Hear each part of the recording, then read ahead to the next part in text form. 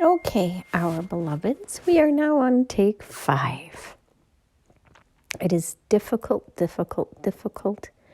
get the technology to support this message because it is nuanced, very nuanced. So here we try again. We wish to share with you all how your mere observations affect the outcome of any event.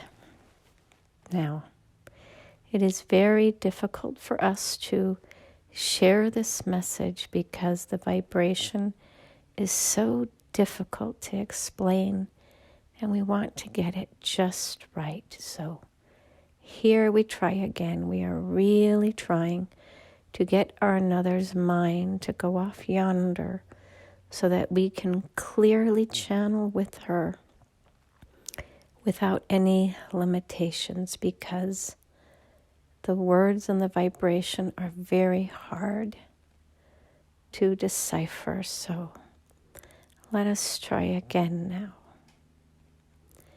It is your intentions, your observations, which affect the outcome of any circumstance. So when you look at something, you generally have a predisposition, a judgment, or a construct. And believe it or not, just this simple construct or desire of how it should play out, or prediction on how it will play out, affects the outcome. But why is that? And why is that neither good nor bad, but just a fact? So when you meet people for the first time, you generally form an impression or another has been experiencing this for the last 3 days. And when you have an impression, you behave accordingly, thereby almost creating a self-fulfilling prophecy. However, if you get to a place of non-judgment and merely observe and be willing to be open and curious without a thought one way or the other, but merely a curiosity of what is this and what can I learn? When you get into that space, you then can change the dialogue or the nature of the conversation or relationship with this individual, because you are no longer shut off or shut down, but are willing to be open and to listen. So now, we encouraged our another at first to speak her mind and to be strong and to make a point. And she did that. This is to teach her how to become more resilient and to forcefully share her story so that others cannot diminish it. They can make fun of it.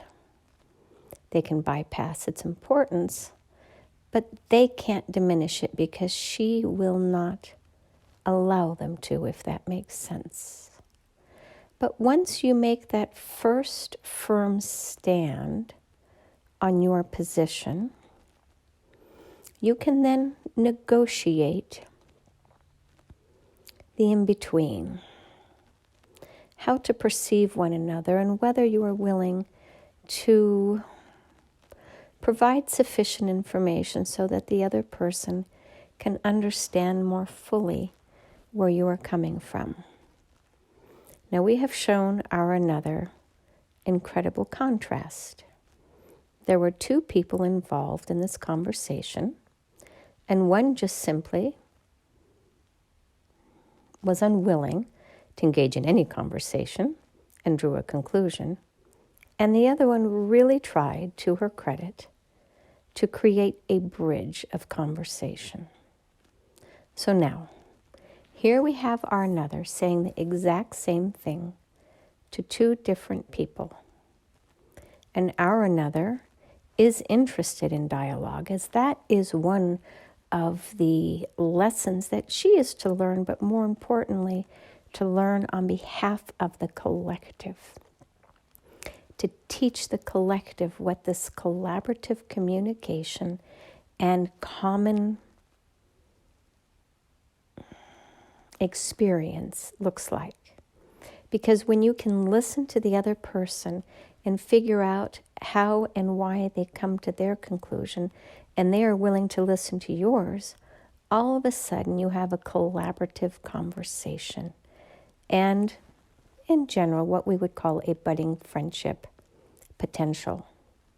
Now, this other person has expressed no interest and simply shuts down the conversation. So this is to impress upon our another what it looks like when you observe something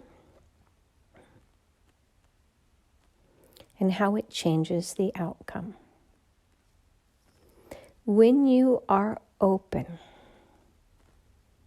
to allowing the universe to play out a situation or circumstance, and you are merely a conduit in this process,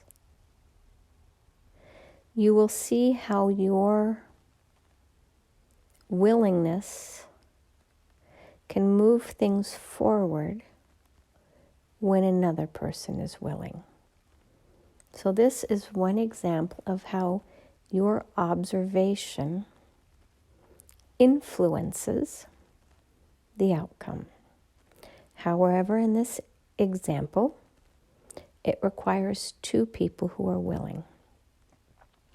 Now then, there is another example, and this is one that we have shared now 3 times in our failed recording attempts. It is how you raise your children. If you raise your children in a loving home, where you tell them how amazing and wonderful that they are, you will either create a healthy, balanced child who knows what it looks like to be loved, or a narcissist because of other contributing factors within the home. Now let us look at the other extreme example, which is that you are raising a child and you tell this child how stupid and foolish they are, how lazy, how ungrateful, and how they are a burden to you.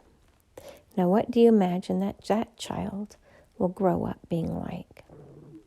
So just your observation creates a natural flow, if that makes sense. Now lastly, we're going to use an example of a petri dish, where you put some subject matter into the medium. Now if you just leave it as is, it will grow into a random shape, expanding in all directions. If you have a petri dish where you have food on one side and poison on the other, you will see that this subject matter will naturally grow towards the food and shrink from the poison. Now, this is just the natural consequence. So, ideally, it would be a petri dish with nothing in it, where you can allow something to naturally grow unobstructed, and you can see the most natural course of growth for this particular item. However, when you try it with the food versus the toxin, you can literally see how the environment creates the growth or the lack of growth. And just within those simple examples, your observations generally are filled with an expectation.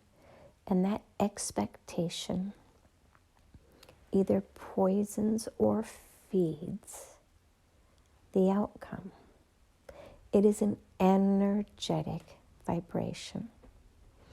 And one of the experiments that we would love for you all to do at a minimum is to see those people around you as either loving, if possible, or with absolute neutrality, instead of projecting hatred, frustration, or negative emotion onto these people. And then see how that at least neutral mindset or perspective changes the outcome of that circumstance. And with time, you will realize how just you observing something without any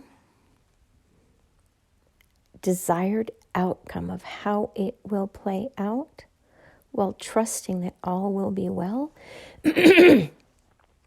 allows a different